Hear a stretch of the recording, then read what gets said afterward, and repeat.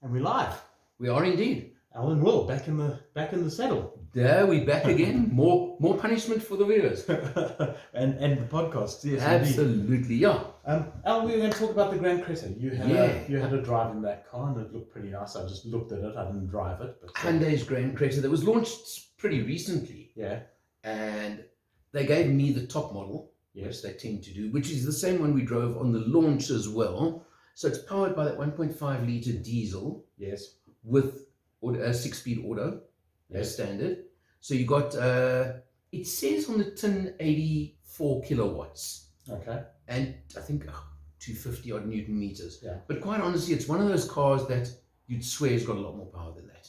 Okay. It really does. It goes beautifully, it's smooth, it's comfortable.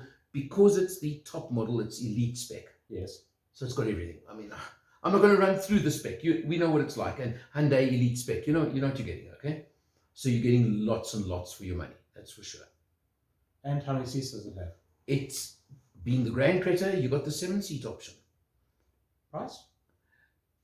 For the one as I tested, 560. Sure. That's competitive. From 450. And that's the top spec. That's the top spec. You get the lowest spec. There's a manual exec with a 2-litre petrol. Okay. Or you get exec and elite spec. So even in the diesel, you get both spec levels. But starting at 450 up to 560 is the price range. She's competitive. And I say it's competitive because take into account, what is there that's around that offers you 7 seats?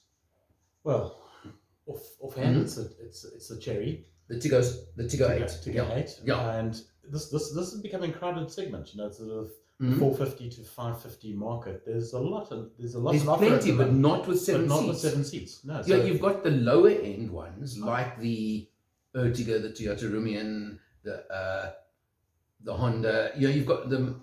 You've got that whole lot, right? The BRV. You've got that category which are below there. Sure.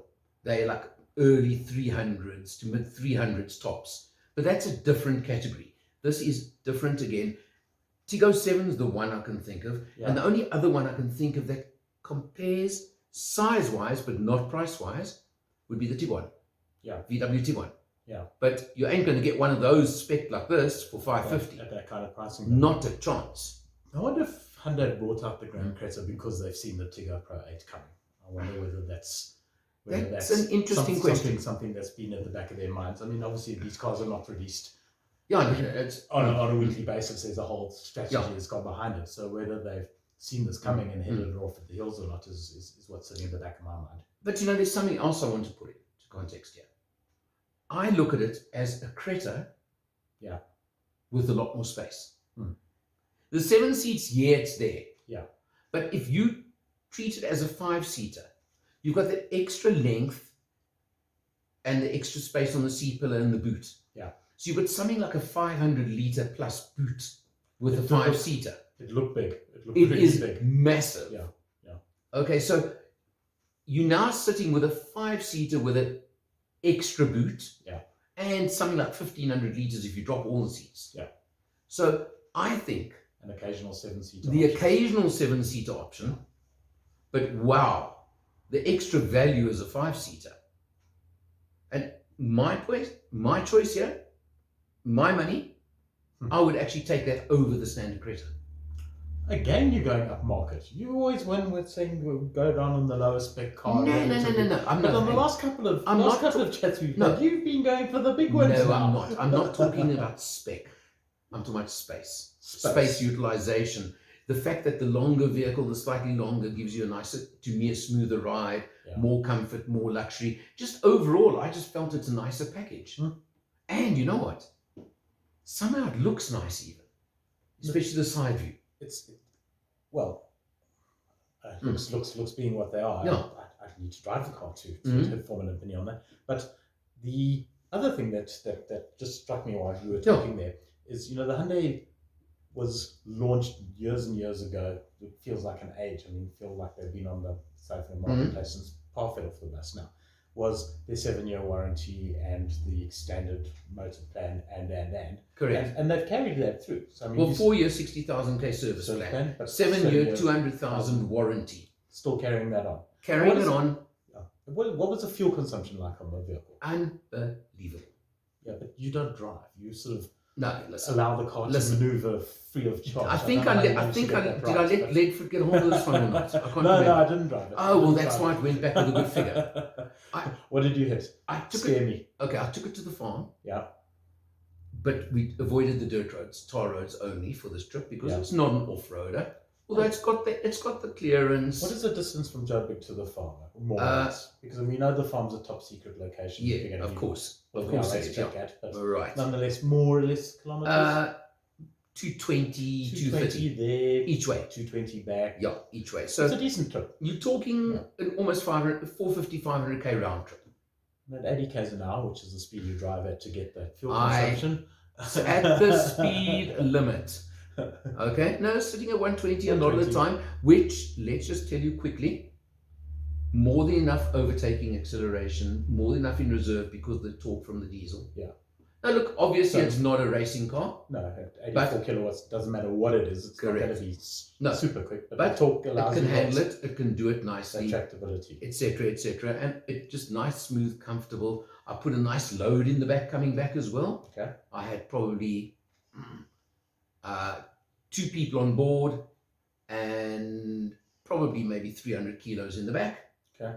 So in other words, good complement of 5 passengers, call it. Right.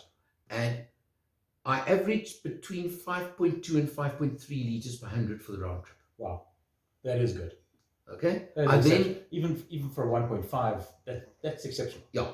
I then drove it around town for a while, and I gave it back showing 5.6. Wow. For the week. Wow. Would have been 7.6 if Ledford got his way, but well, absolutely. So I would have driven the car, but it's not a car for that kind of driving. But yeah, I doubt I would have gotten anywhere near that. 7.6. I'm saying. I found that even the Suzukis, even if you try to thrash around town, and I don't thrash the cars, I drive them. Well, matter of opinion. Actively, and it's a case of, again, the fuel consumption in those cars is also unbelievable. So I think your relative fuel consumptions, maybe I would be 10 or 15% more than you, which is not going to push the car up to insane levels of, oh my goodness, 8 liters per 100. No, look, there have to be something wrong with you to actually get to those figures on that car. So that's surprisingly economical then. Yeah, no, it is. Great engine. Did we get a weight on that car? No, I didn't pick one up, I'll be honest. No. But look, it's solid. Yeah. Very interesting as well, and this was something Roger McLaren and I picked up on the launch, is how quiet that car is. Okay. You don't even realize it's a Look, obviously on startup you get a clatter. Sure. Yeah. But running, you don't actually realize it's a diesel. And what boxes have got in it? 6-speed torque converter. As it should be. Listen, it's not a racing car. It's not for that. It's solid family transport. And what more do you want? Fit for purpose. That's it. All right. Overall, Creta gets a thumbs up. Absolute thumbs up from me. No doubt about it. Very little I can find to criticize. Fantastic. Let's leave it there. Done. Wonderful. Thanks, Al. From Alan Wool. See you next time. That's it.